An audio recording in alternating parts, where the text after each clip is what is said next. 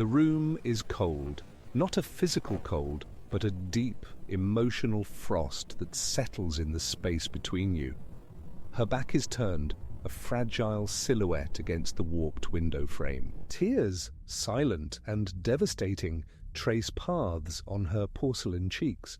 And you are standing on the other side of a chasm, holding a toolkit full of useless keys. Your mind races, a frantic search for a solution, a fix, a logical sequence of words that will seal the crack in her composure and restore order. This is your instinct, your programming. And it is the first and most critical mistake you will make tonight, because this is not a problem to be solved. This is a test. The comfort test. It's an unspoken psychological trial, a subconscious evaluation that 99% of men fail, not because they are malicious, but because they are blind to the rules of the game. You think she is upset about the thing she says she is upset about, the stressful day at work, the thoughtless comment from a friend, the small, forgotten promise. You see these as data points, problems requiring an algorithm. You should quit that job. You shouldn't let her talk to you that way. I'll make it up to you tomorrow. Each solution you offer is a hammer blow. Each piece of advice, a brick sealing her into a tomb of isolation. You are not helping. You are invalidating. Her emotion, her storm of feeling is a sacred, chaotic space. When she shows it to you, she is not asking you to pave it over and build a parking lot. She is asking you to stand in the rain with her. This is the core of the test.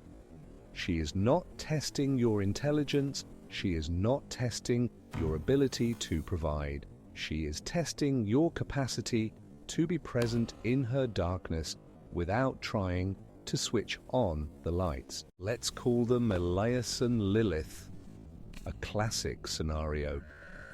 Lilith comes home, her face a mask of weary frustration. She slumps into a chair, the weight of the world on her slender shoulders. "My boss," she begins, her voice fragile. "He took credit for my project in front of everyone." The words hang in the air, heavy and poisoned. Elias feels the call to action, the primal male urge to slay the dragon. He puffs out his chest. "That's outrageous. I'm going to call him. What's his number?" Lilith flinches. "Do you see it?" It's a subtle recoil. Her fortress walls, which were slightly ajar, just slammed shut. He failed the first stage. "No, don't do that," she says, her voice now colder.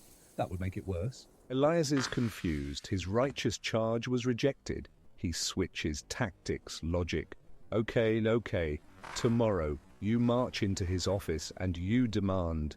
He lays out a step-by-step plan, a brilliant legal strategy. He doesn't notice that she is no longer listening. She is adrift. He's talking about a war, but she's still bleeding out from the first wound. He's not with her. He's in a future that doesn't matter. This is not a conversation. It's a performance. He performs his competence. She performs her reluctant patience. The chasm between them widens with every logical word he speaks. He's not offering comfort. He is offering a burden, the burden of action, the burden of confrontation. He is trying to hand her a sword when all she wants is a blanket. So what is the answer? What is the key that opens the unpickable lock? The answer is a terrifying, profound, and simple act of surrender. You must surrender your instinct to fix.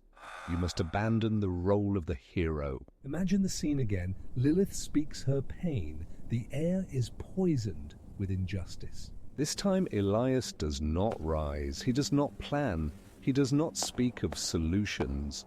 He walks over to her. He kneels. He doesn't offer words. He offers presence. A silent, unwavering anchor in her emotional hurricane. He takes her hand, not to lead her out, but to hold her steady within it. And then he says the 5 words that pass the test. The 5 words that are not a solution but a validation. Wow, that sounds incredibly hard. That's it. That is the key. It's not agreement. It's not a plan. It is pure, simple empathy.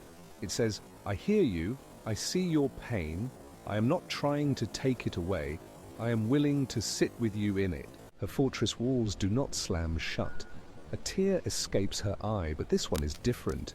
It is not a tear of lonely frustration, it is a tear of release. Because the unspoken question in the comfort test is never, can you fix this? It is always, are you safe? By trying to solve her problem, you are implicitly telling her that her emotional state is wrong, that it is an inconvenience that must be erased. You turn her pain into a task on your to-do list. When you simply witness it, you tell her that her emotional state is valid, that it is a part of her you are not afraid of. You turn her pain into a point of connection. This is not about weakness or strength. It is about a different kind of intelligence. The world trains men to be hammers, seeing every problem as a nail. But in the landscape of the heart, you must learn to be the earth. Solid, grounding, able to absorb the flood without being washed away. The next time the frost descends, the next time you see her tears, resist the urge. Fight your programming. Do not open your toolkit of solutions. Simply show up. Be present. Be silent. And with your presence, communicate the most powerful message of all. You are not alone in this. You are not failing the test because you lack love. You are failing it because you are speaking the wrong language.